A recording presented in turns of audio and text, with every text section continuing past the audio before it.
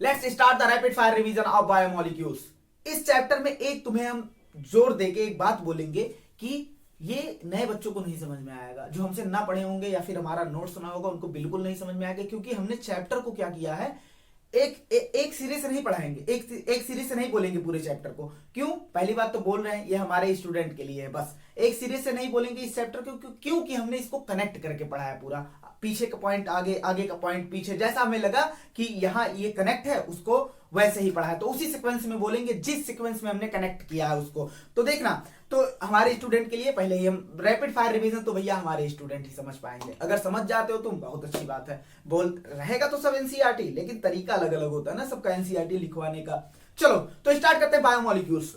हमने बताया था बायोमोलिक्यूल्स, बायो मतलब होता है लिविंग, बायो मतलब होता है लिविंग, मॉलिक्यूल्स मतलब होता है मॉलिक्यूल। लिविंग ऑर्गेनिज्म में पाए जाने वाला मॉलिक्यूल जो मेटाबॉलिज्म में इन्वॉल्व हो उसे क्या बोलते हैं? बायोमोलिक्यूल्स बोलते हैं। बायोमोलिक्यूल्स जो होता है, अब जो होता है हमारे चारों तरफ वाइड डाइवर्सिटी, लिविंग ऑर्गेनिज्म और नॉन लिविंग मैटर की वाइड डाइवर्सिटी पाई जाती है। बहुत सारे लिविंग और नॉन लिविंग थिंग पाए जाते हैं हमारे चारों तरफ। अच्छा, दोनों बने होते हैं केमिकल के, दोनों में केमिकल सेम पाया जाता है। अच्छा, केमिकल सेम पाया जाता है या कौन कौन सा केमिकल पाया जाएगा, कितनी कितनी अमाउंट में पाया जाएगा, कितने कॉन्सेंट्रेशन में पाया जाएगा, ये कैसे पता लगाएंगे? ये हमने पता लगाया था केमिकल एनालिसिस करके। क्या करके? केमिकल एनालिसिस करके। केमिकल एनालिसिस दो लेवल पर किए थे, एक करेंगे एलिमेंटल लेवल पर, दूसरा करेंगे कंपाउंड लेवल पर।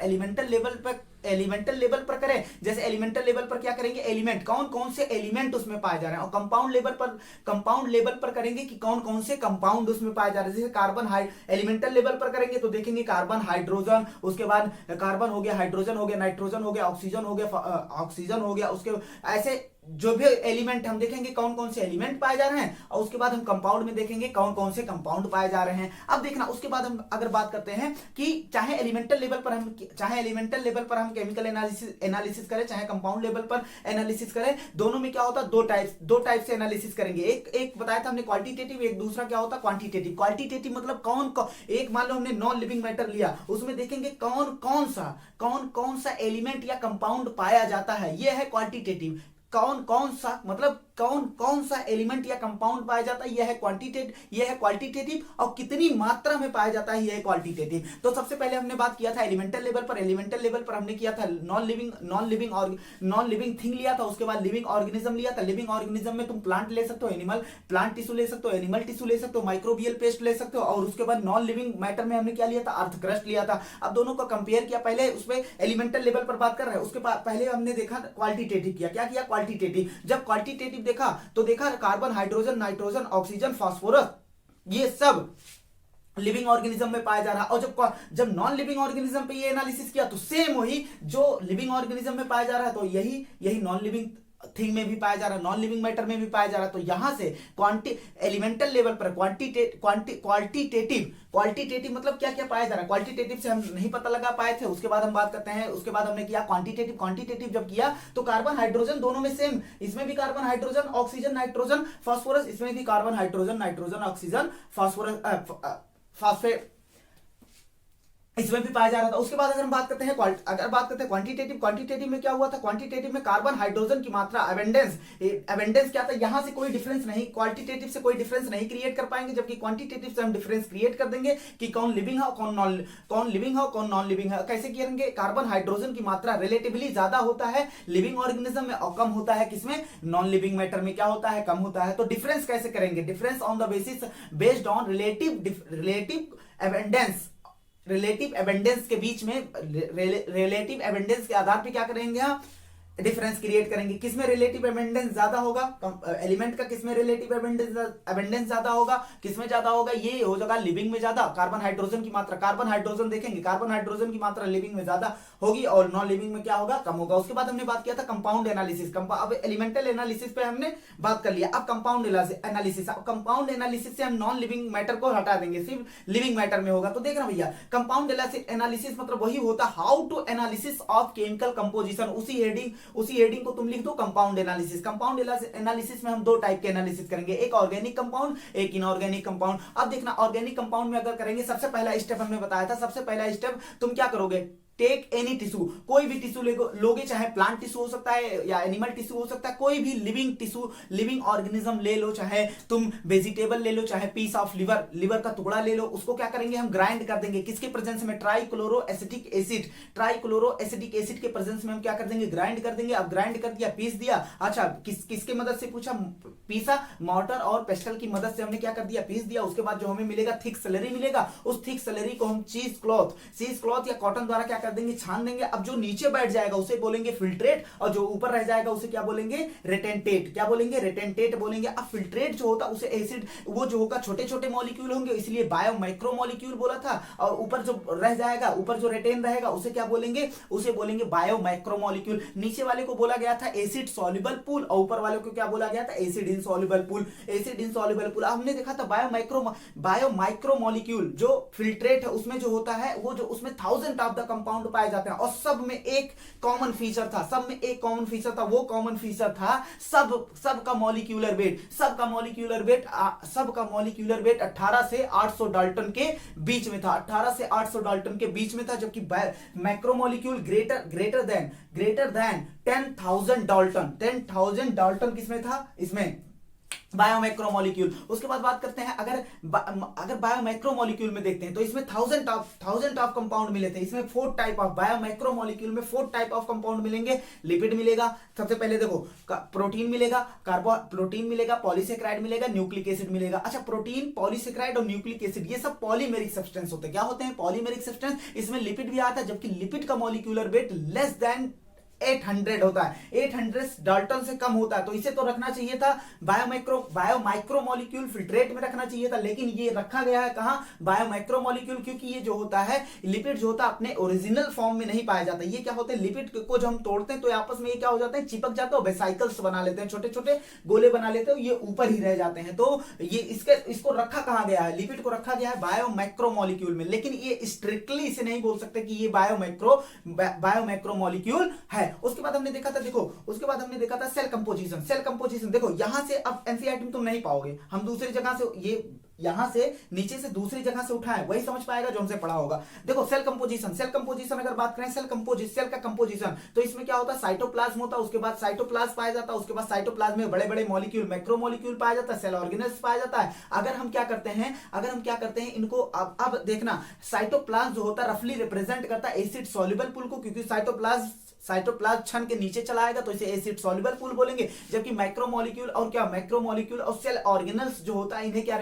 ये रिप्रेजेंट करते हैं एसिड इनसॉल्युबल पूल। किसको रिप्रेजेंट करते हैं, एसिड इनसॉल्युबल पूल। जबकि साइटोप्लाज्म किसको रिप्रेजेंट करता है, साइटोप्लाज्म रफली रिप्रेजेंट करता है एसिड इनसॉल्युबल। और दोनों को मिला तो ये कंपोजिशन किसका हो जाएगा, सेल का हो जाएगा या टिश्यू का हो जाएगा। सेल मिलकर क्या बनाता है, टिश्यू या ऑर्गेनिज्म का कंपोजिशन हो जाएगा। उसके बाद अगर हम बात करते हैं सेपरेशन टेक्निक, हमने बताया था कि एक कंपाउंड को मतलब ढेर सारे कंपाउंड में से एक कंपाउंड को अगर निकालना हो तो सबसे पहले क्या करेंगे, सबसे पहला स्टेप है उस ढेर सारे कंपाउंड को एक्सट्रैक्ट कर लेंगे। उसके बाद हमारे पास कई सारे सेपरेशन टेक्निक होते हैं, जैसे सेंट्रीफ्यूगेशन हमने बताया था, क्रोमेटोग्राफी बताया था। अगर एक कंपाउंड को, ढेर सारे कंपाउंड में से एक कंपाउंड को निकालना है उसके लिए बहुत सारे टेक्निक होते हैं। 2 टेक्निक हमने बताया था, बस जिक्र नहीं, मतलब क्या, क्रोमेटोग्राफी, उसके बाद क्या होता है, सेंट्रीफ्यूगेशन होता है। उसके बाद क्या करेंगे, कंपाउंड को क्या कर लेंगे, जब कंपाउंड अलग हो जाएगा उसे क्या कर लेंगे, सेपरेट कर लेंगे। उसके बाद उसका आइडेंटिफाई कर लेंगे। उसका हमारे पास कई सारे ऐसे एनालिटिकल टेक्निक होते हैं जिससे हम क्या करेंगे, उसका केमिकल फार्मूला और केमिकल स्ट्रक्चर को क्या कर लेंगे,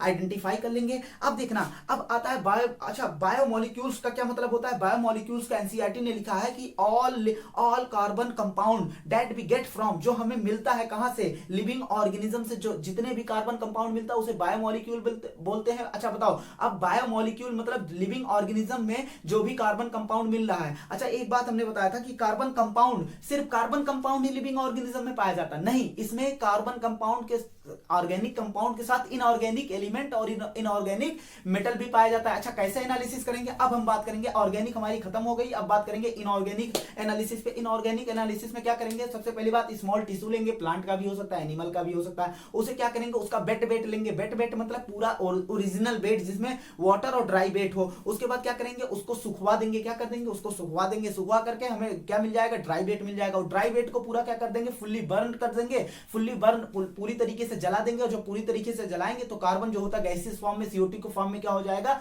और H2O इवेपोरेट हो जाएगा। अब बचेगा राख, और वो जो राख बचेगा, वो बचे हुए को क्या बोलेंगे, राख। उसके बाद जो होता है राख में क्या हमने देखा, राख का एनालिसिस किया तो देखा इसमें इनऑर्गेनिक एलिमेंट और इनऑर्गेनिक कंपाउंड भी पाया जाता है। इनऑर्गेनिक एलिमेंट जैसे नाइट्रोजन ये पाया जा रहा है, सोडियम पाया जा रहा है, नाइट्रोजन पाया जा रहा है। उसके बाद जो होता है मैग्नीशियम पाया जा रहा है, कैल्शियम पाया जा रहा है, क्लोरीन पाया जा रहा है। उसके बाद हमने देखा इनऑर्गेनिक कंपाउंड, कैल्शियम कार्बोनेट पाया जा रहा है, फॉस्फेट पाया जा रहा है, सल्फेट पाया जा रहा है, कैल्शियम कार्बोनेट पाया जा रहा है। तो ये सब क्या है, हम तो इसका मतलब हमारा बॉडी जो है, लिविंग ऑर्गेनिज्म जो है, इनऑर्गेनिक कंपाउंड भी पाया जाता है, ऑर्गेनिक कंपाउंड भी पाया जाता है। लेकिन बायोमोलिक्यूल्स का मतलब क्या लिखा था कि all carbon compound that we get, जो हमें मिलता है लिविंग ऑर्गेनिज्म से। तो ये बात पूरी तरीके से सही नहीं कि सिर्फ क्या पाया जाता है हमारे अंदर, कार्बन कंपाउंड पाया जाता है। कार्बन कंपाउंड भी पाया जा सकता है, और जो कार्बन कंपाउंड नहीं है इनऑर्गेनिक मॉलिक्यूल भी पाया जा सकता है। इतनी बात एकदम क्लियर थी। उसके बाद हमने बात किया था, देखो भैया केमिस्ट्री वाले क्या करते हैं, किसी कंपाउंड को एनालिसिस करने के लिए, किसी कंपाउंड को क्लासिफाइड करने के लिए क्या देखते हैं, फंक्शनल ग्रुप देखते हैं। कीटोन देख लिए, कीटोन के बेस पे क्लासिफाई कर दिया, हाँ, कार्बोक्सिलिक ग्रुप देख लिया, हाइड्रोक्सिल ग्रुप देख लिए, ये सब। तो केमिस्ट्री वाले क्या करते हैं, केमिस्ट्री वाले क्या किए थे, फंक्शनल ग्रुप के हिसाब से क्या करते हैं, कंपाउंड को बांटते हैं। लेकिन बायोलॉजी वाले भैया बड़ा बड़ा चीज देखते हैं। बायोलॉजी वाले ने क्या किया था, अमीनो स्ट्रक्चर देख के क्लासिफाई किया था कंपाउंड का। जैसे उसमें अमीनो एसिड पाया जा रहा है, फैटी एसिड पाया जा रहा है, इसके बेस पे क्या करेंगे, वो क्लासिफाई करेंगे। अब हम बात करते हैं अमीनो एसिड। किस पर बात करते हैं, अमीनो एसिड। अमीनो मतलब होता है एमाइन, एसिड मतलब होता है एसिड, मतलब इसमें एमाइन ग्रुप भी पाया जाएगा, एक एसिड पाया जाएगा कार्बोक्सिलिक एसिड। ये जो होता है सब्स्टिट्यूट फॉर्म ऑफ क्या, सब्स्टिट्यूट फॉर्म ऑफ मेथेन होते हैं, मेथेन से बने होते हैं। ये जो होता है मेथेन से बने होते हैं। उसके बाद जो होता है मेथेन का सब्स्टिट्यूटेड फॉर्म होता है, मतलब मेथेन में कुछ ना कुछ जोड़ते जाओ। उसके बाद क्या बना दो तुम, अमीनो ग्रुप क्या बना दो, अमीनो एसिड बना दो। हम जानते हैं एक कार्बोक्सिलिक ग्रुप होगा, एक अमोनिया ग्रुप होगा, एक हाइड्रोजन होगा। उसके बाद क्या होगा, आर ग्रुप होगा। आर ग्रुप जो होता है वेरिएबल होता है। आर ग्रुप क्या होता है, वेरिएबल। वो एक कार्बन वाले भी हो सकते हैं, हो सकता है सिर्फ हाइड्रोजन हो सकता है। अगर अब ये डिफरेंट अमीनो डिफरेंट बहुत सारे टाइप के अमीनो एसिड होते हैं। Type of amino acid depend करता है कि नेचर ऑफ आर क्या है। अगर आर ग्रुप का नेचर H है तो उसे ग्लाइसिन बोलेंगे। अगर वो आर ग्रुप मिथाइल है तो उसे क्या बोलेंगे, एलेनिन बोलेंगे। अगर वो R group methyl hydroxy methyl है तो क्या बोलेंगे, उसे सीरीन बोलेंगे। तो आर ग्रुप के बेस पे हम अमीनो एसिड को क्या करते हैं, different type of amino acid होता है। अमीनो एसिड जो होता है, ये जो अमीनो एसिड बनाता है प्रोटीन, ये जो होता है मोनोमर होता है प्रोटीन का। प्रोटीन जो होता है, प्रोटीन में 20 टाइप ऑफ अमीनो एसिड पाए जाते हैं। कितने amino acid, 20 type of amino acid पाया जाता है। उसके बाद chemical and physical property of amino acid determine कौन करता है, अरेंजमेंट। ये डिटरमाइन कैसे होता है, ये डिटरमाइन ऐसे होता है कि उसमें arrangement, carboxylic group, NH2 group और आर का अरेंजमेंट कैसे है, ये डिसाइड करता है कि इनका फिजिकल और केमिकल प्रॉपर्टी क्या होगा। फिजिकल एंड केमिकल प्रॉपर्टी क्या होगा। अमीनो एसिड को हमने 3 भागों में बांटा था, on the basis of NH2 and COOH group कितना, COOH ग्रुप कितना पाया जा रहा है, कितने नंबर में पाया जा रहा है। अगर COOH ग्रुप NH2 ग्रुप से ज्यादा होगा तो वो क्या होगा, एसिडिक होगा। अगर दोनों बराबर होंगे, NH2 ग्रुप और COOH ग्रुप क्या होंगे, बराबर होंगे, तो ये न्यूट्रल होगा। उसके बाद अगर NH2 ग्रुप ज्यादा होगा COOH से तो ये क्या होगा, बेसिक होगा। एसिडिक का एग्जांपल हमने ग्लूटामिक एसिड दिया था। उसके बाद अगर बेसिक का एग्जांपल हमने बताया लाइसिन बताया था, और न्यूट्रल का एग्जांपल हमने क्या बताया था, वैलिन बताया था। उसके बाद अगर हम बात करते हैं एरोमेटिक कंपाउंड जो होता है, एरोमेटिक कंपाउंड के 3 हमने एग्जांपल दिए थे। एरोमेटिक कंपाउंड मतलब एरोमेटिक अमीनो एसिड, ट्रिप्टोफैन हो गया, टायरोसिन हो गया, फिनाइल एलेनिन हो गया, ये क्या होते हैं, एरोमेटिक अमीनो एसिड होते हैं। उसके बाद बात करते हैं बेस्ड ऑन आयनाइजेशन। आयनाइजेशन मतलब क्या होता है, वो मतलब ग्रुप, मतलब मॉलिक्यूल की वो प्रॉपर्टी जिसमें वो क्या ले रहा, निगेटिव और पॉजिटिव चार्ज को गेन करने की प्रॉपर्टी, उसे क्या बोलते हैं, उसे बोलते हैं ionisation. Based on ionisation of COOH and NH2 amino group, ये जो होता है अमीनो एसिड अपने शेप को क्या कर सकता है, चेंज कर सकता है। डिफरेंट पीएच पर क्या कर सकता है,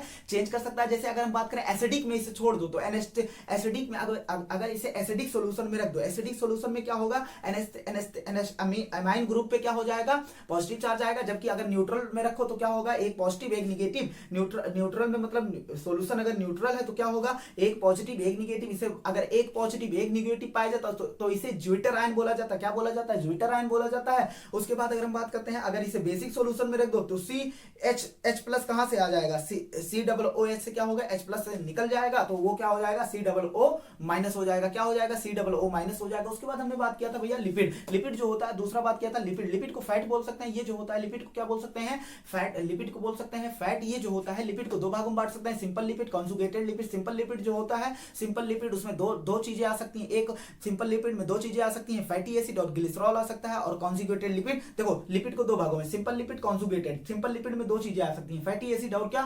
फैटी एसिड और ग्लिसरॉल। फैटी एसिड क्या होता है? आर सी कार्बोक्सिलिक ग्रुप में क्या जोड़ दो? आर जोड़ दो, उसे क्या बोलते हैं? Carboxylic group attach to R group, उसे क्या बोलते हैं? फैटी एसिड बोलते हैं। अब ये फैटी एसिड जो होता है, फैटी एसिड जो होता है, ये आर ग्रुप जो होता है, एक कार्बन का हो सकता है, दो कार्बन का हो सकता है, 3 4 5 6, 1 से लेकर 19 कार्बन तक हो सकता है। अगर ये आर 15 कार्बन का रहा तो उस फैटी एसिड को बोलेंगे पामेटिक एसिड। क्या बोलेंगे? Palmitic acid. अब रट लेंगे कुछ लोग 15 कार्बन, अरे भैया आर ग्रुप 15 और एक सी वाला COOH, तभी तो फैटी एसिड बनेगा। पामेटिक एसिड एक फैटी एसिड है जिसमें टोटल 16 कार्बन पाया जाता है, लेकिन आर ग्रुप इसमें कितना होगा? एक घटा देंगे क्योंकि COOH का एक कार्बन होगा, आर में 15 होगा और ये COOH का कार्बन 16 हो जाएगा। उसके बाद अरेकिडोनिक हमने बताया था, उसमें कितने होते हैं? 20 होते हैं। क्या होते हैं? 20 कार्बन होते हैं। इंक्लूडिंग किसको इंक्लूड किया जा रहा है? कार्बोक्सिलिक ग्रुप के कार्बन को इंक्लूड करके। उसके बाद देखना, ये जो होता है फैटी एसिड जो होता है सैचुरेटेड भी हो सकता है, अनसैचुरेटेड हो सकता है। सैचुरेटेड मतलब कार्बन कार्बन के बीच में डबल बॉन्ड नहीं पाया जाएगा, अनसैचुरेटेड मतलब कार्बन कार्बन के बीच में डबल बॉन्ड पाया जाएगा। तो सैचुरेटेड हो सकता है, अनसैचुरेटेड हो सकता है। और ग्लिसरॉल पे अगर हम बात करें, ग्लिसरॉल को क्या बोला था? टाई हाइड्रोक्सी प्रोपेन बोला था, 3 ट्राई हाइड्रोक्सी प्रोपेन बोला था, 3 हाइड्रोक्सिल ग्रुप पाया गया था, 3 कार्बन थे इसलिए ट्राई हाइड्रोक्सिल, इसे क्या बोला था? ट्राई हाइड्रोक्सी प्रोपेन बोला था। उसके बाद बात करते हैं, बहुत सारे ऐसे लिपिड होते हैं जिसमें जो होता है ये जो होता है फैटी एसिड एंड ग्लिसरॉल क्या होते हैं? आपस में जुड़ते हैं, आपस में क्या होते हैं? एक साथ पाए जाते हैं। ये जो होता है फैटी एसिड एंड ग्लिसरॉल के बीच में एस्टर बॉन्ड होता है, इसके बीच में होता है स्टेरिफिकेशन। स्टेरिफिकेशन मतलब होता है फॉर्मेशन ऑफ एस्टर बॉन्ड होता है, किसके बीच? ग्लिसरॉल और फैटी एसिड के बीच में होता है। अब देखना, उसके बाद अगर हम बात करते हैं, ये जो होता है, अब ये अगर एक ग्लिसरॉल एक फैटी एसिड मिलेंगे तो मोनोग्लिसराइड बनेगा, एक ग्लिसरॉल 2 फैटी एसिड बनेंगे तो डाइग्लिसराइड बनेगा, एक ग्लिसरॉल 3 फैटी एसिड मिलेंगे तो क्या बनेगा? ट्राइग्लिसराइड बनेगा। ये जो होगा ट्राइग्लिसराइड, मोनोग्लिसराइड, डाइग्लिसराइड, इस सब को हम फैट बोल सकते हैं या ऑयल बोल सकते हैं। अच्छा, कब फैट बोलेंगे? ऑन द बेसिस, कब फैट बोलेंगे कब ऑयल बोलेंगे, ये ऑन द बेसिस ऑफ, इसे कब फैट बोलेंगे कब ऑयल बोलेंगे, किसके बेस पे बोलेंगे? देखना, on the basis of melting point. अगर फैट है तो उसका मेल्टिंग पॉइंट क्या होगा? हाई होगा। अगर मेल्टिंग पॉइंट लो है तो उसे क्या बोलेंगे? ऑयल बोलेंगे। जैसे जिंजली ऑयल हो गया, जिंजली ऑयल क्या होता है? वो उसका मेल्टिंग पॉइंट क्या होता है? कम होता है। वो विंटर में भी क्या बने रहते हैं? विंटर में भी वो किसकी तरह बने रहते हैं? ऑयल की तरह बने रहते हैं। उसके बाद बात करते हैं कॉन्जुगेटेड लिपिड। कॉन्जुगेटेड लिपिड मतलब लिपिड में कोई और पार्ट नॉन लिपिड आकर जुड़ गया है, lipid plus non lipid part, उसे क्या बोलते हैं? कॉन्जुगेटेड बोलते हैं। जैसे ग्लाइको प्रोटीन, ग्लाइकोलिपिड, ग्लूकोज और लिपिड, ग्लाइकोलिपिड। लिपिड में फास्फोरस लाकर जोड़ दो तो फास्फोरस क्या है? नॉन लिपिड है, तो फास्फोरस प्लस लिपिड फास्फोलिपिड हो जाता है। इसका एक एग्जांपल हमने दिया था, लेसाइथिन। क्या एग्जांपल दिया था? लेसाइथिन दिया था। लेसाइथिन जो होता है वो किससे मिलकर बना होता है? डाइग्लिसराइड, उसके बाद फास्फोरस ग्रुप लगा दो, उसके बाद कोलिन लगा दो। क्या लगा दो? कोलिन। क्या बन जाएगा? लेसाइथिन बन जाएगा। अब अगर बात करते हैं मेटाबोलाइट, देखना बात करें, देखो मेटाबोलाइट जो होता है, मेटाबोलाइट वर्ड का मतलब है, मेटाबोलाइट मतलब होता है सब्सटेंस फॉर्म ड्यूरिंग मेटाबॉलिज्म के द्वारा बना हुआ सब्सटेंस, उसे क्या बोलते हैं? मेटाबोलाइट। प्राइमरी, दो टाइप के हो सकते हैं, प्राइमरी मेटाबोलाइट हो सकते हैं, सेकेंडरी मेटाबोलाइट हो सकते हैं। प्राइमरी मेटाबोलाइट मतलब होता है ये एनिमल, प्लांट, टिश्यू सब में पाए जा सकते हैं। और सेकेंडरी मेटाबोलाइट खास करके पाए जाते हैं प्लांट और फंजाई और माइक्रोब्स में पाए जाते हैं। ये प्राइमरी मेटाबोलाइट जैसे अमीनो एसिड हो गया, फैटी एसिड हो गया, न्यूक्लिक एसिड हो गया, ये सब क्या होते हैं? प्राइमरी मेटाबोलाइट हो गया। उसके बाद रबर हो गया, एल्कलॉइड हो गया, फ्लेवोनोइड हो गया, उसके बाद सेंट हो गया, स्पाइसेस हो गया, पिगमेंट, कलर्ड पिगमेंट हो गया। ये सब क्या होते हैं? ये सब जो होते हैं वो क्या होते हैं? ये सब जो होते हैं सेकेंडरी मेटाबोलाइट होते हैं। प्राइमरी मेटाबोलाइट के फंक्शन आइडेंटिफाई किए जा चुके हैं, जबकि इनके फंक्शन जो होता है, प्लांट क्यों प्रोड्यूस करता है, इसका प्लांट के लिए फंक्शन क्या है, सेकेंडरी मेटाबोलाइट के फंक्शन नहीं डिस्कवर किए जा चुके हैं। जबकि इनका प्राइमरी मेटाबोलाइट का काम होता है फिजियोलॉजिकल फंक्शन में ये इंपॉर्टेंट रोल प्ले करते हैं। उसके बाद कुछ सेकेंडरी मेटाबोलाइट को देखा गया है कि इनका क्या होता है? इकोलॉजिकल इंपॉर्टेंस होता है। क्या होता है? इकोलॉजिकल इंपॉर्टेंस होता है। अब बात करते हैं हम प्रोटीन, किस पर बात करते हैं? प्रोटीन। प्रोटीन जो होता है पॉलीमर ऑफ अमीनो एसिड होता है, ये 20 different type of amino acid से मिलकर बने होते हैं, इसीलिए क्या बोलते हैं इन्हें? हेट्रोपॉलीमर बोलते हैं। क्या बोलते हैं? हेट्रोपॉलीमर होते हैं। अमीनो एसिड जो होता है, अमीनो एसिड ढेर सारे मिल जाते हैं और क्या हो जाता है? बना देते हैं प्रोटीन। अमीनो एसिड, दो अमीनो एसिड आपस में जुड़े होते हैं पेप्टाइड बॉन्ड द्वारा। किस बॉन्ड द्वारा जुड़े होते हैं? पेप्टाइड बॉन्ड द्वारा जुड़े होते हैं। उसके बाद बात करते हैं अमीनो एसिड दो टाइप के होते हैं, एसेंशियल और नॉन एसेंशियल। एसेंशियल वाला जो होता है, जो हमारी बॉडी, एसेंशियल वाला जो होता है, non essential, essential. Essential amino acid जो हमारी बॉडी खुद ना बनाए उसे एसेंशियल बोलते हैं। जो नॉन एसेंशियल है, मतलब जो ऐसा अमीनो एसिड जो हमारी बॉडी खुद बनाए उसे नॉन एसेंशियल। ऐसा अमीनो एसिड जो हमारी बॉडी खुद ना बनाए, जो डाइट द्वारा हम लें, उसे बोलते हैं क्या?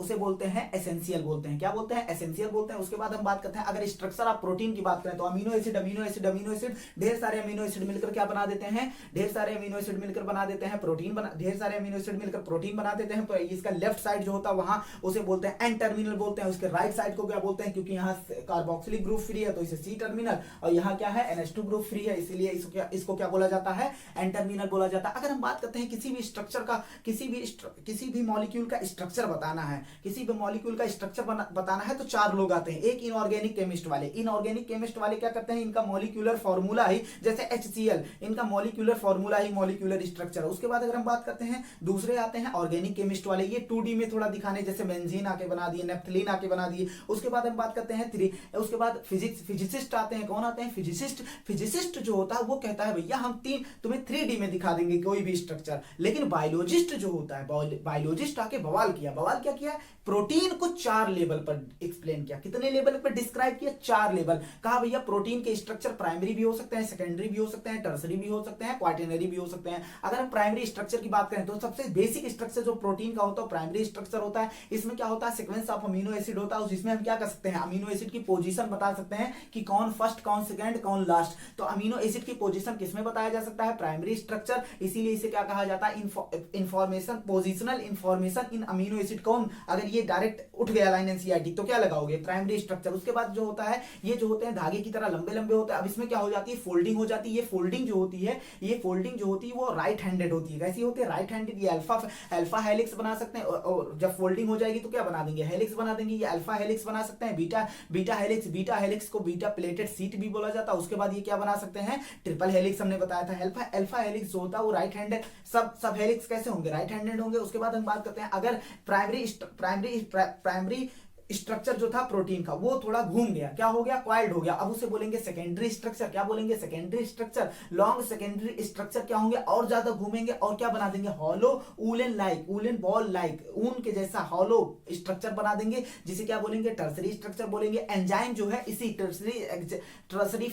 टर्सरी जो होता है स्ट्रक्चर में, एंजाइम जो होता है टर्सरी फॉर्म में होता है। इसीलिए ये जो रेगुलेट करते हैं, ये कंट्रोल करते हैं बहुत सारे बायोलॉजिकल। अब एंजाइम जो होता है बायोलॉजिकल फंक्शन को कंट्रोल करता है कि नहीं करता? तो टर्सरी वाले इसीलिए लिखा गया वहां पर, ये बायोलॉजिकल एक्टिविटी को क्या करते हैं? कंट्रोल करते हैं, रेगुलेट करते हैं। उसके बाद आता है जब ढेर सारे टर्सरी वाले आपस में मिल जाते हैं। प्रोटीन हमने बताया प्रोटीन के 3 स्ट्रक्चर। एक हमने बताया primary, secondary, tertiary. Primary, secondary, tertiary में सिंगल पॉलीपेप्टाइड चेन पाया जाता है। उसके बाद क्वाटरनरी में ढेर सारे टर्सरी आपस में मिलकर क्या बनाते हैं? क्वाटरनरी बनाते हैं। उसे क्या बोलते हैं? इसमें बहुत सारे पॉलीपेप्टाइड चेन पाया जाता है। क्या पाया जाते हैं? एक अमीनो एसिड, एक चेन, पॉलीपेप्टाइड मतलब ढेर सारे पेप्टाइड बॉन्ड मिलकर क्या बनाते हैं? पॉलीपेप्टाइड बनाते हैं। अब क्वाटरनरी का एक एग्जांपल है, एडल्ट ह्यूमन में क्या होता है?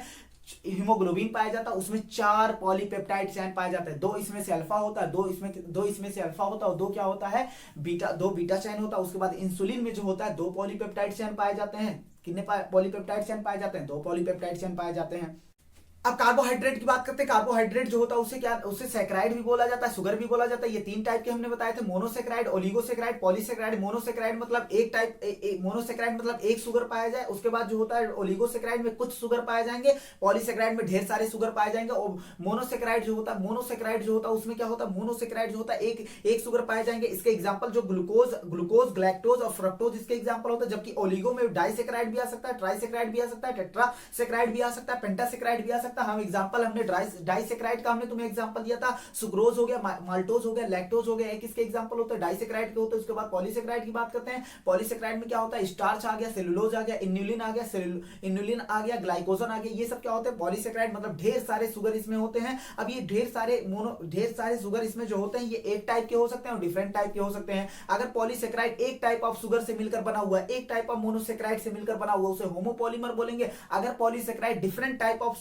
मोनोसेक्राइड से मिलकर बना हुआ तो इसे क्या बोलेंगे, हेट्रोपॉलीमर बोलेंगे। तो मतलब पॉलीसेक्राइड होमोपॉलीमर भी हो सकता है, हेट्रोपॉलीमर भी हो सकता है। अगर हम पॉलीसेक्राइड की बात करें तो ये जो होता है ये होमोपॉलीमर का एग्जांपल क्या होता है तुम्हारे सामने, होमोपॉलीमर का एग्जांपल जो होता है इन्युलिन होता है, इन्युलिन होता है, ग्लाइकोजन होता है, स्टार्च होता है, सेलुलोज होता है। ये स्टार्च, सेलुलोज और ग्लाइकोजन जो होता है होमोपॉलीमर होता है। इसका जो मोनोमर मोनोसेक्राइड होता है वो ग्लूकोज होता है, जबकि इन्युलिन जो होमोपॉलीमर है इसका मोनोमर जो होता है वो मोनोसेक्राइड जो होता है वो क्या होता है, वो फ्रक्टोज होता है। अगर हम बात करें सेलुलोज जो होता है होमोपॉलीमर होता है, इसका मोनोमर क्या होता है, ग्लूकोज होता है। इसका मोनोमर क्या होता है, ग्लूकोज होता है। ये जो होता है ये पाए कहां जाते हैं, प्लांट के सेल वॉल में पाए जाते हैं। उसके बाद जो कागज बना होता है पल्प, प्लांट के पल्प से जो पेपर बना होता है वो भी सेलुलोजिक होते हैं। कॉटन फाइबर भी क्या होते हैं, सेलुलोजिक होते हैं। उसके बाद स्टार्च की अगर हम बात करते हैं तो स्टार्च जो होता है ये भी होमोपॉलीमर होता है, लेकिन ये सेलुलोज की तरह नहीं होता। इसमें अल्फा ग्लूकोज और बीटा ग्लूकोज पाए जाते हैं। ये थोड़ा सेलुलोज से क्या होता है, अलग होता है, लेकिन ये क्या होते हैं,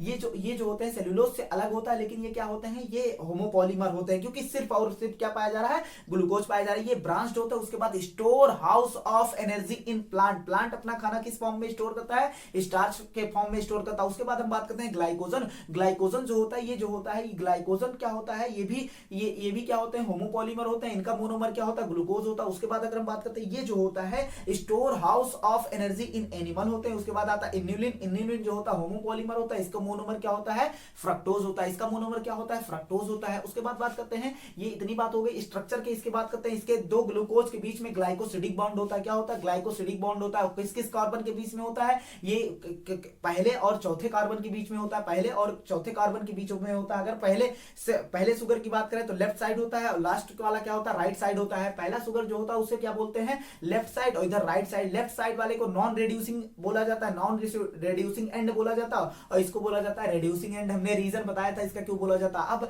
अगर फिर से बात करें स्टार्च, तो स्टार्च जो होता है वो क्या होता है, ब्रांच्ड होता है। वो क्या होता है, सेकेंडरी फॉर्म में होता है। सेकेंडरी फॉर्म मतलब हेलिकल बनाता है, उस हेलिकल में वो होल्ड करते हैं I2, और स्टार्च I2 मिलकर कौन सा कलर देते हैं, ये देते हैं ब्लू कलर देते हैं। उसके बाद ग्लाइकोजन भी ब्रांच होता है, ग्लाइकोजन भी क्या होता है, ब्रांच होता है। हमारी एनसीईआरटी में जो डायग्राम दिया ग्लाइकोजन का दिया, ये भी क्या करता है, होल्ड करता है I2। अब ग्लाइकोजन और I2 मिलकर कौन सा कलर देते हैं, ये रेड कलर देते हैं। जबकि सेलुलोज जो होता है अनब्रांच होता है और स्ट्रेट लाइन होता है, स्ट्रेट होता है। तो इसमें ये जो होता है इसमें कोई हेलिकल नहीं पाया जाता, तो ये स्टोर नहीं, ये क्या कर सकते हैं, स्टोर, ये होल्ड नहीं कर सकते, किसको, I2 को होल्ड नहीं कर सकते। उसके बाद अब देखो, अब बात करते हैं dynamic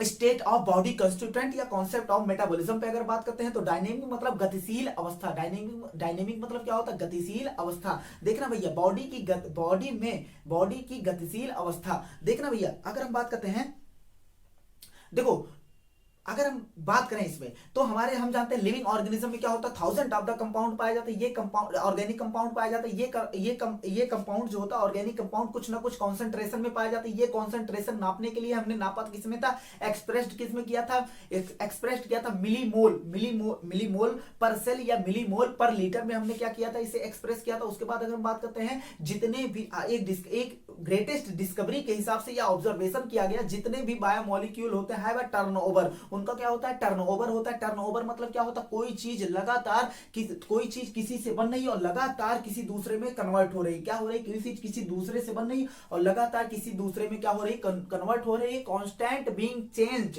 into other molecule and made from some other molecule, इसे क्या बोलते हैं, लगातार टर्नओवर। मतलब एक रिएक्शन दूसरे रिएक्शन में लगातार एक बायोमोलिक्यूल दूसरे बायोमोलिक्यूल में लगातार ट्रांसफॉर्म होता रहता है। क्या होता रहता है, लगातार ट्रांसफॉर्म होता रहता है। उसके बाद बात करते हैं, अगर जैसे ग्लूकोज का पायरुविक एसिड में ग्लूकोज टूटा, पायरुविक एसिड में पायरुविक एसिड से ग्लूकोज बन सकता है। तो ये हमारी बॉडी में दो चीजें होती हैं। हमारी बॉडी में जितने भी रिएक्शन चल रहे दो चीजें होती हैं, या तो कोई चीज बन रही होती या तो कोई चीज टूट रही होती। तो breaking and making constantly occur in all living organism, सभी लिविंग ऑर्गेनिज्म में चलता। और जितने भी रिएक्शन चलते हैं उन सबको क्या बोलते हैं, मेटाबॉलिक रिएक्शन बोलते हैं। प्रत्येक मेटाबॉलिक रिएक्शन रिजल्ट होता किसका, बायोकेमिकल ट्रांसफॉर्मेशन, मतलब एक बायोकेमिकल दूसरे बायोकेमिकल में क्या होता है, ट्रांसफॉर्म होता है। इसका एग्जांपल ले सकते हो डी कार्बोक्सिलेशन, इसका एग्जांपल हमारी एनसीईआरटी ने दिया। हजारों एग्जांपल हो सकते हैं, कोई भी रिएक्शन है, एक बायोमोलिक्यूल दूसरे बायोमोलिक्यूल में कन्वर्ट होगा, कोई भी रिएक्शन तुम देख लो। लेकिन चलो एनसीईआरटी का एग्जांपल देते हैं, डी कार्बोक्सिलेशन मतलब होता है अगर कहीं से CO2 जुड़ रहा है तो उसे कार्बोक्सिलेशन बोलेंगे। लेकिन यहाँ डी कार्बोक्सिलेशन मतलब डी मतलब होता है रिमूवल ऑफ CO2, कहां से, फ्रॉम अमीनो एसिड, और क्या बना देगा, एमाइन बना देगा। तो एक बायोकेमिकल दूसरे बायोकेमिकल में क्या हो गया, ट्रांसफॉर्म हो गया, ट्रांसफॉर्मेशन हो गया। उसके बाद दूसरा डी एमिनेशन मतलब होता है removal of amino group in nucleotide. तीसरा एग्जांपल होता है डाइसैकेराइड में हाइड्रोलिसिस ऑफ ग्लाइकोसिडिक बॉन्ड, दो सैकेराइड के बीच में कौन से बॉन्ड होते हैं, ग्लाइकोलिसिस बॉन्ड, तो हाइड्रोलिसिस ऑफ ग्लाइकोलिसिस बॉन्ड की हाइड्रोलिसिस, ये भी क्या होता है, बायोकेमिकल का क्या, बायोकेमिकल ट्रांसफॉर्मेशन का क्या होता है एग्जांपल। ऐसे हम तुम्हें हजारों एग्जांपल दे सकते हैं, क्या, हजारों एग्जांपल। अगर ह्यूमन के केस में बात करें तो 5000 अलग अलग टाइप की रिएक्शन चलती हैं। इन सब रिएक्शन को एक साथ मेटाबॉलिज्म बोलते हैं। और मेजॉरिटी ऑफ रिएक्शन होते हैं do not occur in isolation, वो अकेले नहीं चलती, ये आपस में क्या होते हैं, इंटरलिंक्ड होते हैं। ABCD पूरे क्या होते हैं, जो मेटाबॉलिक पाथवे होता है वो क्या होता है, मेटाबॉलिक पाथवे सिमिलर किसकी तरह होता है, ऑटोमोबाइल ट्रैफिक जो सिटी में लगा होता है उसकी तरह होता है। ये जो होता है मेटाबॉलिक पाथवे जो होता है लीनियर भी हो सकता है, सर्कुलर भी हो सकता है, और क्या हो सकता है, ये क्या हो सकता है, क्रिस क्रॉस भी हो सकता है। उसके बाद हम बात करते हैं ये मेटाबॉलिक पाथवे जो होता है ये डेफिनिट रेट और डेफिनिट डायरेक्शन, मतलब ये जो होता है पूरी हाईली कंट्रोल होती है। अगर सिंगल मैसअप भी हो गया तो क्या हो जाएगा, गड़बड़ हो जाएगा। इन सब मेटाबॉलिक फ्लो को क्या बोलते हैं, डायनेमिक। हमारी बॉडी में हम जो ऐसे खड़े हैं तो हमारी बॉडी में कोई चीज टूट रही है, कोई चीज क्या हो रही है, बन रही है, तो ये हमारी बॉडी डायनेमिक स्टेट में, हमारी बॉडी नहीं, हमारी बॉडी में dynamic state of body constituent, body में पाए जाने वाले घटक, बॉडी में पाए जाने वाले केमिकल क्या हुआ, वो डायनेमिक स्टेट में होते हैं। अगर डायनेमिक स्टेट में नहीं रहेंगे मतलब ग्लूकोज पायरुविक एसिड में नहीं टूटेगा, मतलब हमें एनर्जी नहीं मिलेगा, मतलब हम जिंदा ही नहीं रहेंगे। उसके बाद अगर हम बात करते हैं, ये हो गया डायनेमिक स्टेट। किस पर, डायनेमिक स्टेट। प्रत्येक रिएक्शन जो होता है, प्रत्येक रिएक्शन पर इस मेटाबॉलिक रिएक्शन ये कैटालाइज्ड होते हैं। और कैटालिस्ट कौन कैटालाइज्ड करता है, कैटालिस्ट कैटालाइज्ड करता है। और कैटालिस्ट क्या होते हैं, एंजाइम होते हैं। कोई भी रिएक्शन बॉडी में ऐसी नहीं है जो अनकैटालाइज्ड हो, कोई भी रिएक्शन बॉडी में ऐसी नहीं है जो अनकैटालाइज्ड हो। इवन यहां तक कि CO2 का डिसॉल्व वाटर में होना, CO2 डिसॉल्व हो रहा है वाटर में, वो भी क्या है, कैटालाइज्ड है। ये एक फिजिकल प्रोसेस है, लेकिन ये भी क्या होता है, कैटालाइज्ड होता है। कैटालिस्ट क्या करता है, इंक्रीज कर देता है, हेस्टेन कर देता है, इंक्रीज करता है, क्या इंक्रीज करता है, मेटाबॉलिक कन्वर्जन को क्या करता है, इंक्रीज करता है। मेटाबॉलिक पाथवे इसके बाद आया था। मेटाबॉलिक पाथवे दो टाइप के होते हैं, एनाबॉलिक, कैटाबॉलिक। एनाबॉलिक, काटाबॉलिक मतलब किसी चीज को काट रहा है, ए से एडिशन। अगर छोटी छोटी चीज मिलके बड़ी चीज बना ले तो उसे क्या बोलेंगे, एनाबॉलिक मिलके। अगर सिंप्लेक्स स्ट्रक्चर मिलके कॉम्प्लेक्स स्ट्रक्चर बना ले तो उसे एनाबॉलिक। अगर कॉम्प्लेक्स स्ट्रक्चर टूट के सिंप्लेक्स स्ट्रक्चर में कन्वर्ट हो जाए उसे क्या बोलेंगे, कैटाबॉलिक बोलेंगे।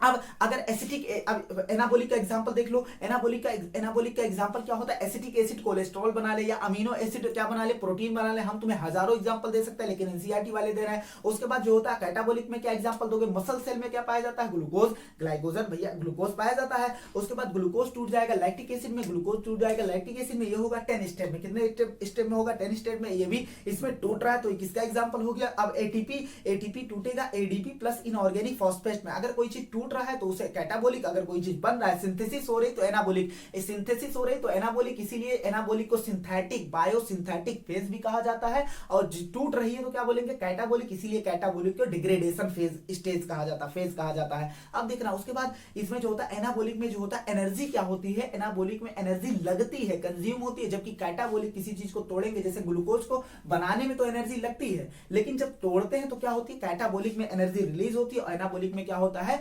एनाबॉलिक में एनर्जी कंज्यूम होता है और कैटाबॉलिक में एनर्जी रिलीज होता है। उसके बाद बात करते हैं लिविंग स्टेट क्या होता है, लिविंग मतलब होता है जीवित, स्टेट मतलब होता है अवस्था। हमारी बॉडी में थाउजेंड ऑफ बायोमोलिक्यूल पाए जाते हैं, ये किसी न किसी कॉन्सेंट्रेशन में पाए जाते हैं। जैसे अगर हम बात करते हैं ग्लूकोज जो होता है ब्लड में जो होता है 4, ये जो होता है 4 से लेके 6 मिलीमोल 6 मिलीमोल पर लीटर पाया जाता है। हार्मोन की बात करें, हार्मोन में जो हार्मोन की अगर बात करें तो हार्मोन जो होता है ये नैनोग्राम में पाया जाता है। किसमें पाया जाता है? नैनोग्राम में पाया जाता है पर एमएल, नैनोग्राम पर एमएल, क्योंकि हार्मोन की पोटेंसी क्या होती है? ज्यादा होती है। अगर हम केमिस्ट्री के हिसाब से बात करें तो केमिस्ट्री के हिसाब से हर एक रिएक्शन कहां जाना पसंद करती है? इक्विलिब्रियम में जाना पसंद करती है। अगर हम फिजिक्स की बात करें, फिजिक्स के हिसाब से इक्विलिब्रियम पे नेटवर्क क्या हो जाएगा? जीरो हो जाएगा। तो हमारी बॉडी कभी भी इक्विलिब्रियम पे, कोई भी लिविंग ऑर्गेनिज्म कभी भी इक्विलिब्रियम पे जाना नहीं चाहेगी। इक्विलिब्रियम पे हम कैसे जाते हैं? अगर हमारे अंदर एनर्जी खत्म हो गया तो हम क्या हो जाएंगे? इक्विलिब्रियम पे चले जाएंगे। किस पर चले जाएंगे?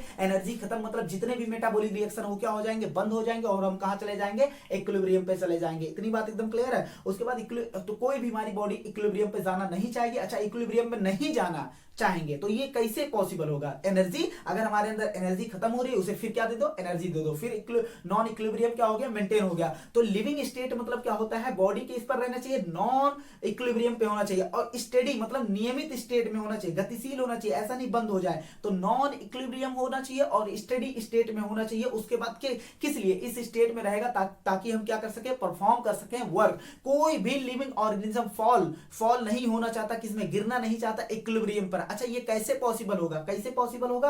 इक्विलिब्रियम पर कैसे बॉडी नहीं जाएगी? By energy input. हम क्या देंगे? एनर्जी देंगे। अच्छा, एनर्जी हमें कहां से मिलता है? मेटाबॉलिज्म। मेटाबॉलिज्म मतलब मेटाबॉलिज्म दो टाइप के, एनाबॉलिज्म, कैटाबॉलिज्म। कैटाबॉलिज्म के दौरान क्या होता है? ग्लूकोज टूटता, हमें क्या देता है? एनर्जी देता। तो हम कह सकते हैं मेटाबॉलिज्म जो होता है वो प्रोड्यूस क्या करता है? एनर्जी। क्या प्रोड्यूस करता है? एनर्जी करता है। इसलिए वो लिविंग स्टेट रहती है। तो मेटाबॉलिज्म और लिविंग स्टेट को एक दूसरे का पर्यायवाची बोल सकते हैं। क्या? सिनोनिमस बोल सकते हैं। लिविंग स्टेट और मेटाबॉलिज्म को क्या बोल सकते हैं? सिनोनिमस बोल सकते हैं। क्योंकि अगर no metabolism there is no living state, कोई भी लिविंग स्टेट नहीं रहेगी अगर हमारे अंदर मेटाबॉलिज्म ना हो।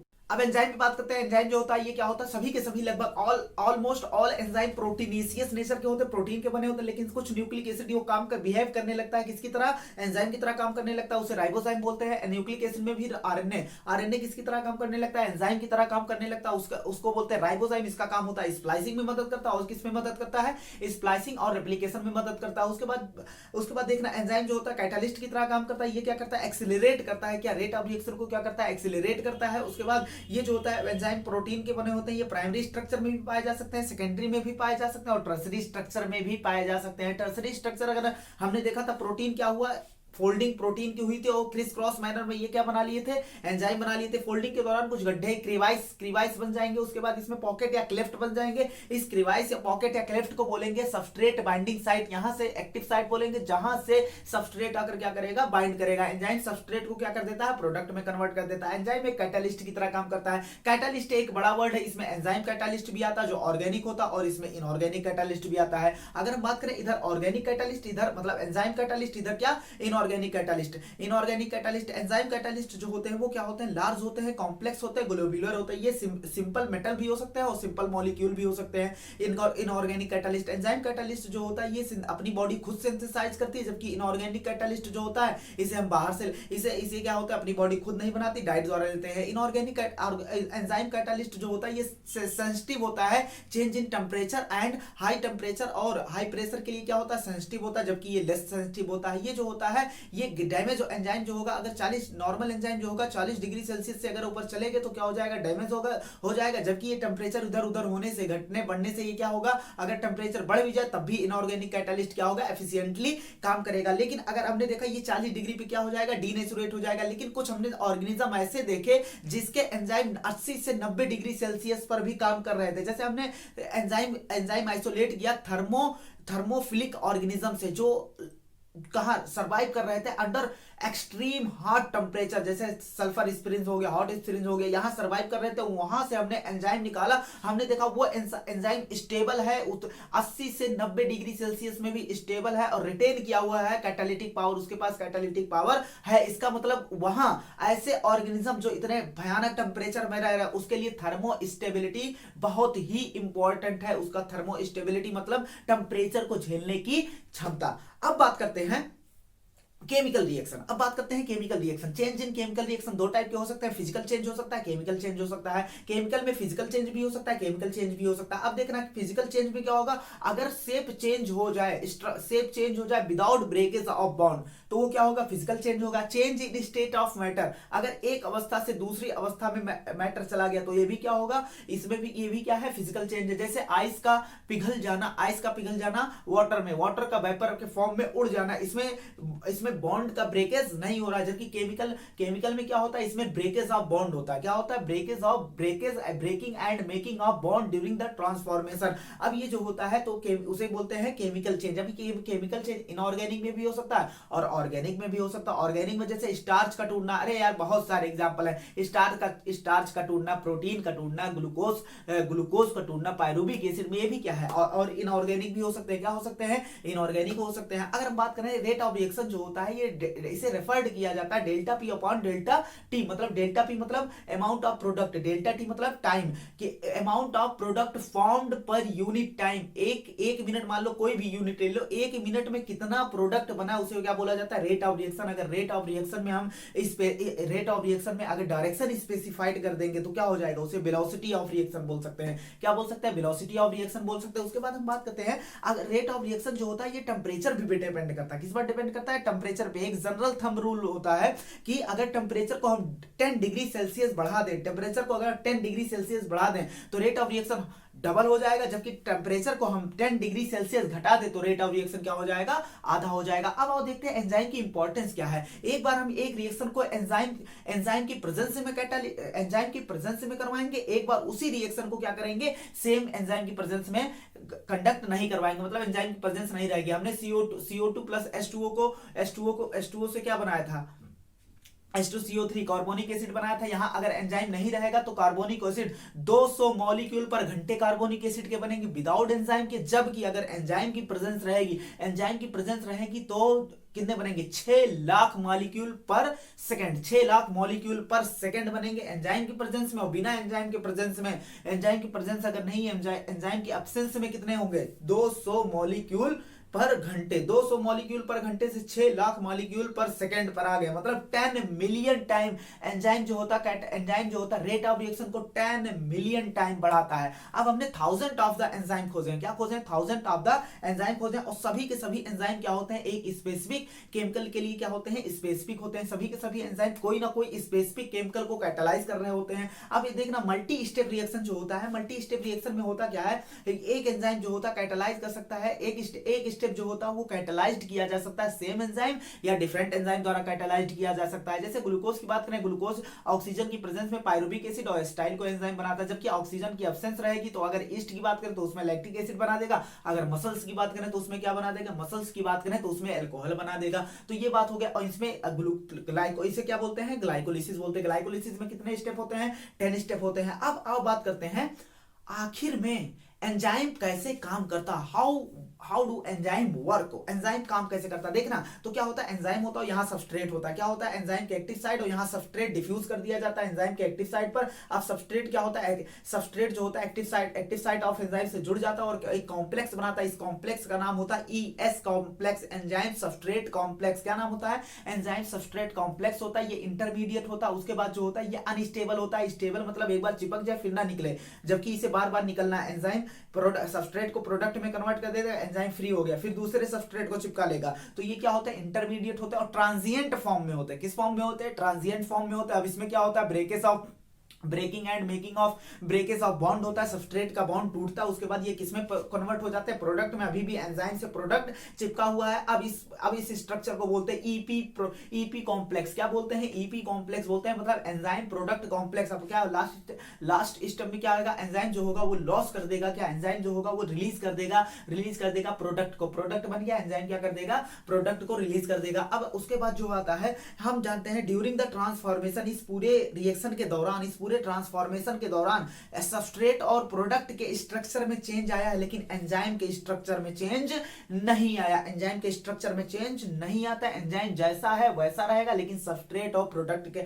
में चेंज आएगा। अब देखना एंजाइम की अगर स्टेप बात करें, स्टेप हमने बताया था पहला क्या होता है, एंजाइम सबस्ट्रेट से जाकर बाइंड करेगा, ये पहला स्टेप है। अब सबस्ट्रेट जैसे ही एंजाइम से बाइंड करेगा, ये एंजाइम को इंड्यूस करेगा कि भैया अपने शेप में थोड़ा चेंज लाओ और इसको चारों तरफ से क्या कर लो, घेर लो, ताकि सबस्ट्रेट निकल ना पाए। उसके बाद क्या होगा, अब सब उसके बाद तीसरा स्टेप क्या है, अब इसमें सबस्ट्रेट में क्या होगा, ब्रेकेज ऑफ बॉन्ड होगा और ये किस में कन्वर्ट हो जाएगा, प्रोडक्ट में, ईपी कॉम्प्लेक्स बना देगा। अब एंजाइम चौथे स्टेप में क्या होगा, एंजाइम क्या कर देगा, प्रोडक्ट को क्या कर देगा, लॉस प्रोडक्ट को रिलीज कर देगा और एंजाइम फ्री हो गया फिर से दूसरे सबस्ट्रेट से बाइंड करने के लिए। अब उसके बाद आता है एक्टिवेशन एनर्जी। हमने बताया था एक्टिवेशन एनर्जी मतलब वो मिनिमम एनर्जी जिस पर रिएक्शन स्टार्ट हो जाए, ये होता है एक्चुअल मतलब। लेकिन हमने क्या बताया था, वो मिनिमम एनर्जी जिस पे सबस्ट्रेट प्रोडक्ट में कन्वर्ट हो जाए, सबस्ट्रेट किस में कन्वर्ट हो जाए, प्रोडक्ट में कन्वर्ट हो जाए, उसे एक्टिवेशन एनर्जी बोले थे। हमने एक ग्राफ प्लॉट किया था, इधर क्या था,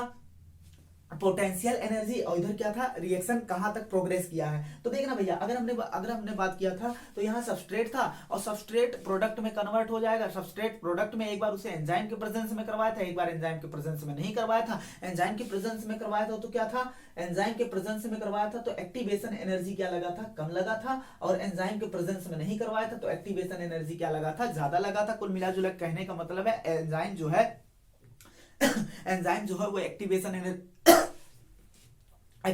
एनर्जी को क्या कर देता है, कम कर देता है। एंजाइम जो है एक्टिवेशन एनर्जी को कम कर देता है। यहाँ सबस्ट्रेट क्या था, उसके बाद बताया था ये रिएक्शन जो है एक्सोथर्मिक था, क्योंकि यहाँ सबस्ट्रेट की एनर्जी ज्यादा थी और प्रोडक्ट की एनर्जी क्या थी, कम थी। तो ये रिएक्शन क्या था, ये रिएक्शन एक्सोथर्मिक रिएक्शन था। कैसा रिएक्शन था, एक्सोथर्मिक रिएक्शन था, क्योंकि यहाँ सबस्ट्रेट की एनर्जी प्रोडक्ट की एनर्जी से ज्यादा है। सबस्ट्रेट की एनर्जी ज्यादा, प्रोडक्ट की एनर्जी कम, तो इसे बोले थे एक्टिवेशन एनर्जी। और इसे सबसे मैक्सिमम जो एनर्जी है, सबसे मैक्सिमम एनर्जी को बोला था ट्रांजिशन स्टेट। क्या बोला था, ट्रांजिशन स्टेट बोला था। अब यहां से ट्रांजिशन स्टेट से लेकर और सबस्ट्रेट जितना भी एनर्जी का डिफरेंस है उसे एक्टिवेशन एनर्जी बोला गया था। क्या बोला गया था, एक्टिवेशन एनर्जी बोला गया था। उसके बाद अगर हम बात करते हैं factor affecting enzyme activity, enzyme की एक्टिविटी को कौन कौन से फैक्टर अफेक्ट कर सकते हैं। हम जानते हैं एंजाइम जो होता है वो टर्सरी स्ट्रक्चर ऑफ प्रोटीन होते हैं, तो ये जो होता है इजीली अफेक्ट किए जा सकते हैं। अगर चेंज हो जाए पीएच और टेम्परेचर में चेंज हो जाए, या कोई सबस्ट्रेट कॉन्सेंट्रेशन में चेंज हो जाए, तब भी ये क्या हो जाएंगे, अफेक्टेड हो जाएंगे। उसके बाद हमने बताया था कि कोई स्पेशल केमिकल आकर बाइंड हो जाए तभी क्या हो जाएंगे, ये इनकी एक्टिविटी क्या हो जाएगी, अफेक्टेड हो जाएगी। अगर हम बात करते हैं पीएच और टेम्परेचर की बात करते हैं तो एंजाइम जो होता है वो नैरो रेंज पे काम करता है। किस पर करता है, narrow range of temperature and pH पे काम करता है। एंजाइम जो होता है, प्रत्येक एंजाइम शो करते हैं अपनी मैक्सिमम एक्टिविटी। प्रत्येक एंजाइम जिस पर्टिकुलर टेम्परेचर, जिस पर्टिकुलर पीएच पर अपनी मैक्सिमम एक्टिविटी दिखाते हैं उसे ऑप्टिमम टेम्परेचर या ऑप्टिमम पीएच बोला जाता है। हमने देखा था एक बार पीएच लिखा था और यहाँ क्या लिखा था, एंजाइम एक्टिविटी। पीएच बढ़ाएंगे तो एंजाइम एक्टिविटी बढ़ेगा, उसके बाद क्या हो जाएगा, ज्यादा पीएच बढ़ाएंगे घट जाएगा। यहाँ मैक्सिमम पे पहुंचेगा उसे बोलेंगे ऑप्टिमम। क्या बोलेंगे, उसके बाद पीएच क्या होने लगा था, घटने लगा था। ऐसे सेम टेम्परेचर में है। और ये किस शेप का मिले थे, हमें बेल शेप का स्ट्रक्चर बनाया था। शेप कैसा आया था, बेल शेप का आया था। उसके बाद बात करते हैं अगर टेम्परेचर ज्यादा रहेगा, अगर टेम्परेचर कम है, अगर टेम्परेचर ज्यादा, अगर टेम्परेचर लो है तो एंजाइम इनएक्टिवेट हो जाएगा। लेकिन अगर टेम्परेचर ज्यादा कर दिया जाए तो एंजाइम जो है, टेम्परेचर अगर ज्यादा कर दिया जाएगा तो एंजाइम जो है वो डीनेचुरेट, मतलब उसकी वो ज्यादा टेम्परेचर डिस्ट्रॉय कर देगा इसकी एक्टिविटी को, क्योंकि ये प्रोटीन के बने होते हैं और प्रोटीन क्या हो जाएगा, डीनेचुरेट हो जाएगा। उसके बाद दूसरे फैक्टर पे बात करते हैं सबस्ट्रेट कॉन्सेंट्रेशन। अगर हम सबस्ट्रेट बढ़ाएंगे, अगर हम ऐसे ग्राफ बनाया था अगर हम सबस्ट्रेट बढ़ाएंगे तो क्या होगा, वेलोसिटी रेट ऑफ रिएक्शन में अगर डायरेक्शन स्पेसिफाइड कर दिया जाए तो उसे वेलोसिटी ऑफ रिएक्शन बोलेंगे। वेलोसिटी ऑफ रिएक्शन था, देखना वेलोसिटी, अगर इधर था सबस्ट्रेट, वेलोसिटी ऑफ, देखो सबस्ट्रेट बढ़ाएंगे तो वेलोसिटी ऑफ रिएक्शन बढ़ेगा, सबस्ट्रेट बढ़ाएंगे तो वेलोसिटी ऑफ रिएक्शन बढ़ेगा। पहले तो बढ़ेगा, उसके बाद क्या हो जाएगा, ये कांस्टेंट हो जाएगा। क्या हो जाएगा, कांस्टेंट क्यों हो जाएगा, क्योंकि हर एक रिएक्शन अपने मैक्सिमम वेलोसिटी पर जब हर एक रिएक्शन अपने मैक्सिमम वेलोसिटी पर पहुंच जाती है तो ये क्या होता है, फिर से अब क्या होगा, रेट ऑफ रिएक्शन नहीं बढ़ेगा, क्योंकि सारे के सारे एंजाइम क्या हो चुके हैं, बिजी हो गए हैं। किसी भी एंजाइम का फ्री साइट नहीं है, किसी एडिशनल सबस्ट्रेट को बाइंड करके उसे प्रोडक्ट में कन्वर्ट कर दे। इसे बोलते हैं सैचुरेशन। क्या बोलते हैं, इसे बोलते हैं सैचुरेशन। तो ये क्या हो जाएगा, अब ये जो हो गया है, इसमें क्या हो गया, सबस्ट्रेट किसमें कन्वर्ट हो गया है, मतलब इसमें क्या हो गया है, अब यहाँ क्या आ गया है, कांस्टेंट सैचुरेशन पॉइंट आ गया, क्या आ गया, सैचुरेशन पॉइंट आ गया। अब केएम वैल्यू क्या होता है, केएम वैल्यू मतलब होता है सबस्ट्रेट की उतनी मात्रा, सबस्ट्रेट की उतनी मात्रा जिस पे रिएक्शन वेलोसिटी अपनी मैक्सिमम वेलोसिटी की आधी हो जाए, जिस पे रिएक्शन वेलोसिटी सबस्ट्रेट की उतनी मात्रा जिस पर रिएक्शन वेलोसिटी अपनी मैक्सिमम वेलोसिटी की आधी हो जाए, उसे बोलते हैं सबस्ट्रेट। हमने बोला क्या बोलते हैं, केएम वैल्यू बोलते हैं, क्या बोलते हैं, KM value directly proportional to किसके होता है, सबस्ट्रेट कॉन्सेंट्रेशन होता है, यूनिवर्सली प्रोपोर्शनल टू किसके होता है, affinity between the substrate and product होता है। उसके बाद तीसरे पे बात करते हैं बाइंडिंग ऑफ स्पेसिफिक केमिकल, किस पर बात करते हैं, बाइंडिंग ऑफ स्पेसिफिक केमिकल की बात करते हैं। तो देखना ये जो होता है प्रत्येक 1000 ऑफ द एंजाइम पाया जाता है, प्रत्येक एंजाइम जो होता है वो सेंसिटिव होता है एक स्पेशल केमिकल के लिए। तो देखना अगर हम बात करें इसमें जो होता है इनहिबिशन, जब कोई केमिकल एंजाइम की एक्टिव साइट से बाइंड हो जाए और उसकी एक्टिविटी को शट ऑफ कर दे, बंद कर दे, उसे क्या बोलते हैं, इनहिबिशन बोलते हैं, उस प्रोसेस को इनहिबिशन बोलते हैं। ऐसा केमिकल जो ये सब करवा रहा है उसे इनहिबिटर बोलते हैं। इनहिबिटर दो टाइप के होता है, कम्पिटिटिव हो सकता है, नॉन कम्पिटिटिव या इनकम्पिटिटिव हो सकता है। कम्पिटिटिव में क्या होता है, इनहिबिटर क्लोजली मिलता जुलता है, किससे, सबस्ट्रेट से मिलता है, ड्यू टू स्ट्रक्चरल सिमिलरिटी होने के कारण इनहिबिटर और सबस्ट्रेट में, इन दोनों के बीच में, सबस्ट्रेट और इनहिबिटर के बीच में क्या होता है, कंपटीशन होता है। अल्टीमेटली क्या हो जाता है, अल्टीमेटली इनहिबिटर बाइंड कर जाता है जहां सबस्ट्रेट बाइंड करना चाहिए था, तो एक्शन क्या हो जाता है, एंजाइम एक्शन क्या हो जाता है, डिक्लाइन हो जाता है, एंजाइम एक्शन क्या हो जाता है, डिक्लाइन हो जाता है, मतलब कम हो जाता है। उसके बाद अगर हम बात करते हैं फिर अब आया था उसके बाद क्लासिफिकेशन, क्या आया था, classification and nomenclature of enzyme का classification and nomenclature. 1000 of the भैया एंजाइम खोजे जा चुके हैं और डिस्कवर किए जा चुके हैं, आइसोलेट और डिस्कवर किए जा चुके हैं। इन एंजाइम को क्लासिफाई किया गया था 3 बेसिस पे, हमने बताया था, जबकि एनसीईआरटी में कितने बेस पे लिखा है, 1 बेस पे लिखा है। 3 बेस पे हमने बताया था, पहला किस सबस्ट्रेट पर काम कर रहा है, पहला बेस का आधार क्या था, क्लासिफाई करेंगे डिफरेंट ग्रुप में ऑन द बेसिस ऑफ, किस बेस पे, 3 बेस पे। हमने कहा था पहला किस सबस्ट्रेट पर काम कर रहा है, जैसे अगर सुक्रोज पे काम कर रहा है तो उसे सुक्रेज नाम दे दिया, जिस सबस्ट्रेट पर काम कर रहा है उसी के हिसाब से हमने नाम दे दिया। उसके बाद माल्टोज किस पर काम कर रहा है, माल्टोज पे काम कर रहा है, माल्टेज नाम दे दिया। उसके बाद सुक्रोज का प्रोटीन पर काम कर रहा है, प्रोटीएज नाम दे दिया। कार्बोहाइड्रेट पे काम कर रहा है, कार्बोहाइड्रेज नाम दे दिया। लिपिड पे काम कर रहा है, लाइपेज नाम दे दिया। दूसरा आधार था बांटने का जो एनसीईआरटी ने जिस आधार पे बांटा वो था कौन से टाइप ऑफ रिएक्शन को क्या किया है, कौन से टाइप ऑफ रिएक्शन को वो कैटालाइज किया। जैसे अगर डिहाइड्रोजिनेशन करा रहा तो डिहाइड्रोजिनेज नाम दे दिया, अगर ट्रांसफर ऑफ ग्रुप करा रहा है ट्रांसफरेज नाम दे दिया, कार्बोक्सिलेशन करा रहा है कार्बोक्सिलेज नाम दे दिया। तीसरा क्राइटेरिया जो हमने बताया था, दोनों को मिक्स, पहले और दोनों को मिक्स कर दो, कौन से सबस्ट्रेट पर काम कर रहा है ये भी लो, और उसके बाद कौन से टाइप का रिएक्शन कैटालाइज कर रहा है ये भी लो। जैसे सक्सिनेट डिहाइड्रोजिनेज, सक्सिनिक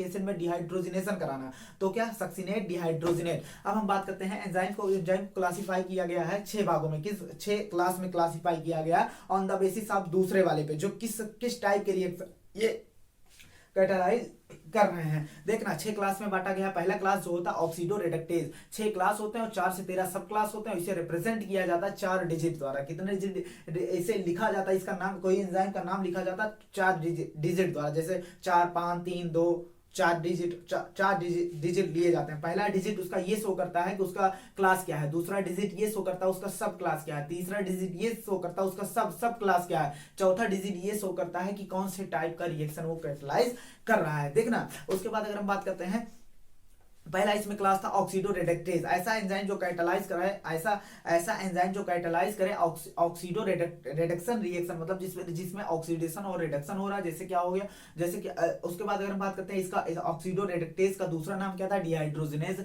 इसमें क्या दिया था, डिहाइड्रोजिनेज दिया था। दूसरा क्या था, दूसरा था ट्रांसफरेज मतलब ऐसा एंजाइम जो ट्रांसफर करे, ऐसा एंजाइम जो ट्रांसफर करे, किसको, ग्रुप को ट्रांसफर करे, लेकिन हाइड्रोजन को छोड़ के जो और ग्रुप को ट्रांसफर करे उसे किस कैटेगरी में रखेंगे, ट्रांसफरेज। इसका एग्जांपल हम दे सकते हैं, ट्रांसएमिनेशन दे सकते हैं। उसके बाद तीसरा था हाइड्रोलेज था। क्या था, हाइड्रोलेज क्या करता था, ये क्या करता था, breaking of substance with the help of water की मदद से क्या करता, सब्सटेंस नहीं, breaking of bond with the help of water की मदद से ये क्या करता था, वाटर की मदद से ये तोड़ता था, बॉन्ड को तोड़ता था। जबकि अब ये जो होता है कैटालाइज कर सकता है, किस बॉन्ड को तोड़ सकता है, ईथर के बॉन्ड को तोड़ सकता है, एस्टर के बॉन्ड को तोड़ सकता है, पेप्टाइड के बॉन्ड बॉन्ड को तोड़ सकता है, ग्लाइकोसिडिक बॉन्ड तोड़ सकता है, सी के कार्बन कार्बन के बीच में बॉन्ड तोड़ सकता है, कार्बन हाइलाइट के बीच में बॉन्ड तोड़ सकता है, फास्फोरस नाइट्रोजन के बीच में बॉन्ड तोड़ सकता है। उसके बाद चौथी क्लास थी लाइएज। क्या था लाइएज? इसमें भी ब्रेकेज ऑफ बॉन्ड हो रहा था, लेकिन without help of water, water की मदद से नहीं हो रहा था। तो ये जो है लाइएज जो है हाइड्रोलिसिस की तरह नहीं है। इसमें भी क्या होगा? ट्रांसफर ऑफ ग्रुप होगा, लेकिन इसमें ट्रांसफर ऑफ ग्रुप होगा तो ये ट्रांसफरेज की तरह हो गया। नहीं, इसमें जहां ट्रांसफर ऑफ ग्रुप होता है वहां डबल बॉन्ड ये छोड़ देता है। क्या? डबल बॉन्ड छोड़ देता है। क्या छोड़ देता है? डबल बॉन्ड छोड़ देता है। उसके बाद आइसोमेरेज आया था। आइसोमेरेज में क्या होता है? मॉलिक्यूलर फार्मूला सेम रहेगा, लेकिन मॉलिक्यूलर स्ट्रक्चर क्या होता रहेगा? चेंज होता रहेगा। ऑप्टिकल इसका इंटर कन्वर्जन हो सकता है, ऑप्टिकली हो सकता है, ज्योमेट्रिकली हो सकता है। उसके बाद क्या हो सकता है?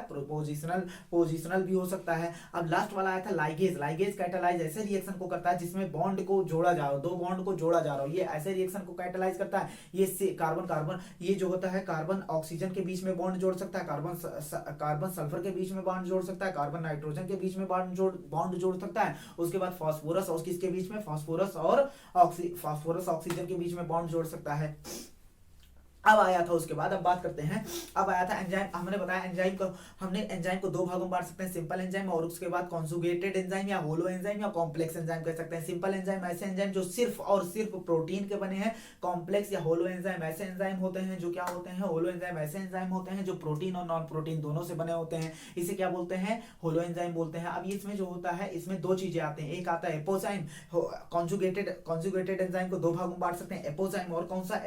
एपोजाइम और कोफैक्टर बांट सकते हैं। एपोजाइम मतलब ऐसा नॉर्मल एंजाइम जो होता है उसे एपोजाइम बोलते हैं, जो सिर्फ प्रोटीन के बने होता है। नॉन प्रोटीन वाले क्या बोलेंगे? कोफैक्टर। तो ये एंजाइम जो है, ये एपोजाइम जो है, एपोजाइम क्या है? एंजाइम है जो ये तभी काम करेगा जब कोफैक्टर इससे आकर जुड़ेगा और इसको एक्टिवेट करेगा। तो कोफैक्टर को क्या बोल सकते हैं? एक्टिवेटर बोल सकते हैं, जो किससे बाइंड करता है? एपोजाइम से बाइंड करता है, उसको क्या करता है? एक्टिवेट करता है। कोफैक्टर हमने दो ग्रुप में बांटे थे, ऑर्गेनिक हो सकते हैं, इनऑर्गेनिक हो सकते हैं। ऑर्गेनिक में प्रोस्थेटिक ग्रुप हमने बताया था, उसके बाद बताया था कोएंजाइम, और इनऑर्गेनिक में मेटल आयन बताया था। अगर हम बात करें प्रोस्थेटिक ग्रुप, तो प्रोस्थेटिक ग्रुप जो है, ये जो होता है, ये ऐसे कोफैक्टर हैं जो एपोजाइम से बहुत टाइटली जुड़े होते हैं, जबकि कोएंजाइम जो होता है वो एपोएंजाइम से क्या होते हैं? लूजली जुड़े होते हैं। प्रोस्थेटिक ग्रुप को निकालना क्या होता है? रिमूव करना एपोजाइम से बड़ा मुश्किल होता है, जबकि ये ट्रांजिएंट फॉर्म में होते हैं, मतलब काम पड़ने पर आते हैं, जुड़ जाते हैं, फिर वहां से क्या हो जाते हैं? निकल जाते हैं। इसका हमने एग्जांपल दिया था हाइड्रोजन परऑक्साइड को किस में कन्वर्ट करेगा? H2O वाटर और ऑक्सीजन में कन्वर्ट किया था। तो यहाँ कौन सा एंजाइम था?